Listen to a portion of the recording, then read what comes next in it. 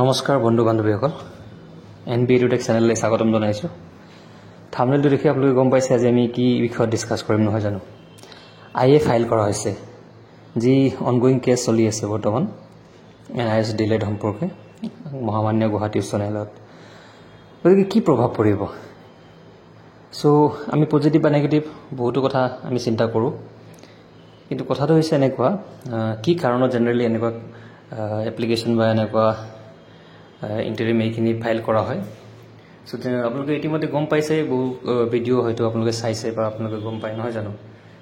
তো জেনেৰেলি আপোনাৰ মূল আবেদনকাৰী তেওঁলোকেও এইটো দিব পাৰে পিটিশ্যনাৰে, বা ৰেছপণ্ডেণ্টেও দিব পাৰে, বা তৃতীয় পক্ষেও দিব পাৰে ইয়াত। তো কিছু ষ্টে অৰ্ডাৰ বা নতুন তথ্য কাগজ সংলগ্ন কৰিবলৈ বা আদালতত কৰিবৰ কাৰণে, প্লাছ নতুন পক্ষক মামলাত অন্তৰ্ভুক্ত কৰিবৰ কাৰণে, বা সময় বৃদ্ধি বা আগতীয়া কোনো নিৰ্দেশ বা আদেশক লৈ ইণ্টাৰিম ৰিলিফৰ কাৰণে যেতিয়া মেইন জাজমেণ্ট এটা চলি থাকে, মেইন কেছ এটা চলি থাকে, মেইন জাজমেণ্ট ফাইনেল জাজমেণ্টটো অহাৰ আগতে ইণ্টাৰিম ৰিলিফৰ কাৰণে এই বস্তুটো দিয়া হয়। এতিয়া আমি যিসকল কেণ্ডিডেটছে এই IA ফাইল কৰিছে তেওঁলোকৰ লগত যোগাযোগ কৰিবৰ কাৰণে প্ৰয়ত্ন কৰি আছোঁ। এতিয়া এইটো NIS কেণ্ডিডেটসকলে কৰিছে নে ৰেছপণ্ডেণ্টৰ হৈ কোনোবাই কৰিছে? এতিয়া 4জন ব্যক্তিয়ে কৰা বুলি আমি গম পাইছোঁ। কেনেকুৱা প্ৰভাৱ পৰিব? ইয়াৰ বহুতো দিশ আছে বন্ধু বান্ধৱীসকল। দিশৰ ভিতৰত যদি আমি কওঁ, প্ৰথম কথা যদি NIS কেণ্ডিডেটসকলৰ ফালৰ পৰা কৰা হৈছে, অলৰেডি তেওঁলোকে ডকুমেণ্ট এক্সক্লুজনৰ কাৰণে কৰিছে নহয় জানো কেছটো।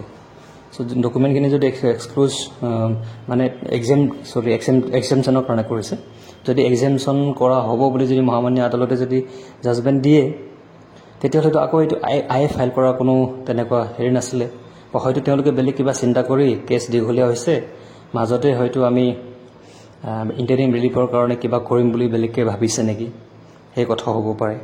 নতুবা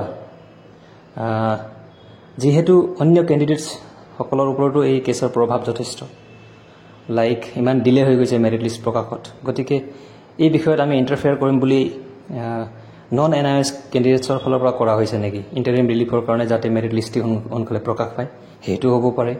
বা অন্য কোনো নতুন তথ্য সংলগ্ন কৰিবলৈ বা নতুন ৰিলিফৰ কাৰণেও কৰিব পাৰে।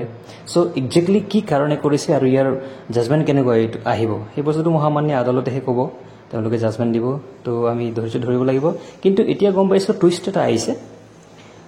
অতি সোনকালে ইয়াৰ ৰিজাল্ট কিবা এটা ওলাব, আৰু আশা কৰিছোঁ মেৰিট লিষ্টটো অতি সোনকালে প্ৰকাশ পাব। তাত কোনো চিন্তা নাই। গতিকে wait and watch. Thank U.